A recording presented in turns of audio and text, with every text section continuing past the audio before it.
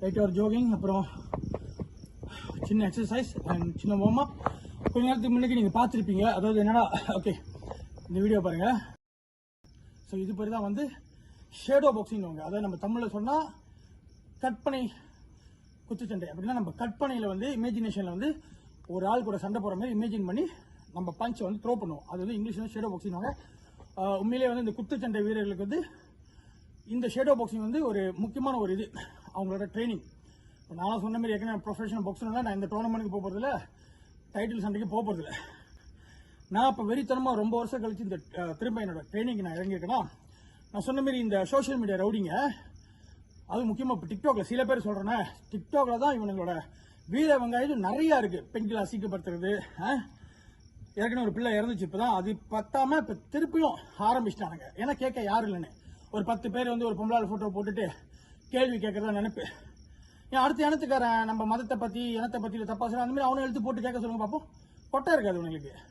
கொட்டை இல்லைன்னு எனக்கு தெரியும். இந்தமாரி சும்மா நம்ம கிட்ட வீரத்தை கட்டுறது. இப்போ நான்லாம் பார்த்தீங்கன்னா ஏற்கனவே சொன்னேன், ஃபேக் ஐடியை வச்சு அவ்வளோ வந்து ஃபேமிலி வரைக்கும் அசிங்கப்படுத்தி, பிள்ளைங்க ஒய்ஃப் வரைக்கும் அசிங்கப்படுத்தி இது பண்ணது. அதில் என் ஃபோட்டோவை போட்டு ஃபேக் ஐடி வரது வந்து வச்சுருப்பாங்க. அதான் சொல்கிறேன், இவனுங்க வந்து சரியான நேரத்தில் அவங்க அம்மா வந்து அவங்க அப்பா கூட படுக்காதனால குளறுபடியாக பிறந்துட்டானுங்க. நான் அப்படி தான் கேட்பேன்.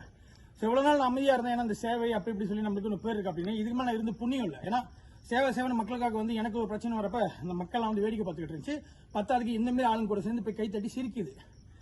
ஓகே, அப்போ நான் வந்து ஒரு ஆம்பளையா, ஒரு அப்பனா, என் அப்பா, என் குடும்பத்தில் எங்கள் அப்பா அம்மாவுக்கு பையனா, என் மனைவிக்கு கணவனா, என் பிள்ளைங்களுக்கு அப்பனா, அக்காவுக்கு தம்பியா, தங்கச்சிக்கு அண்ணனா அப்படின்னு இருந்து அசிங்கப்படுத்தணும் எல்லாத்தையும்.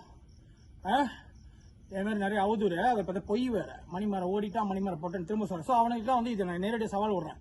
எனக்கு யார் கூட பிரச்சனை இருக்கோ அவனுங்களை மட்டும் தான் நான் நேரடியாக இப்போ சண்டைக்கு நான் கூப்பிடுவேன். இவ்வளோ நாள் வந்து மணிமரம் போட்டா ஓடிட்டான்னு சொன்னதை நீங்கள் கேட்டிருப்பீங்க. இப்போ நானும் சொல்லியிருப்பேன், யார் தாண்டா உண்மையாக ஓடணும் அப்படின்னு நீங்கள் நினச்சிருப்பீங்க. 2025 ஒருத்தனை இப்போ ஓட போகிறேன். அப்போ பார்த்துட்டு தெரிஞ்சு யார் உண்மையிலே ஓடனா, யார் உண்மையிலே ஒரு அப்பனுக்கு பிறந்தனா, ஒரு விந்துக்கு பிறந்தோன்றது உங்களுக்கு புரியும். சரியா? ஒரு இடத்துல உடச்சி இந்த வெறித்தனமான ட்ரைனிங் இப்போ ஆரம்பிச்சிருக்கேன். சொன்னமே செமினால கொஞ்சம் கொஞ்சம் இம்ப்ரூவ்மெண்ட் அடிச்சு உடைக்கிற வடையில. அதோட இந்த டிக்டாக், இந்த வாட்ஸ்அப், இந்த சோஷியல் மீடியாவில் வந்து இந்த வீரவசனம் பேசுறவங்களும் ரவுடிசம் பண்றவங்களும் அதோட மூஞ்சி முறையை காட்ட. ஏன்னா ஒரு ஒருத்தர நான் போட்டோ போட்டு கூப்பிடுவேன். அவங்க குடும்பமே பார்க்கணும்னு வரலையா, அவங்க குடும்பத்து வரைக்கும் நான் கேட்பேன். ஓகே, ஸோ அன்னைக்கே சொன்ன மாதிரி தான், உங்க குடும்பத்தில் உங்க பிள்ளைங்களுக்கு இந்த செல்ஃப் டிஃபென்ஸை, தற்காப்பு கலையை கற்றுக் கொடுங்க. சரியா? அது ரொம்ப யூஸ்ஃபுல்லாக இருக்கும் இந்த மாதிரி திருநாய்களை தேர்ந்து வந்து நம்ம பிள்ளைங்களை காப்பாற்றுறதுக்கு.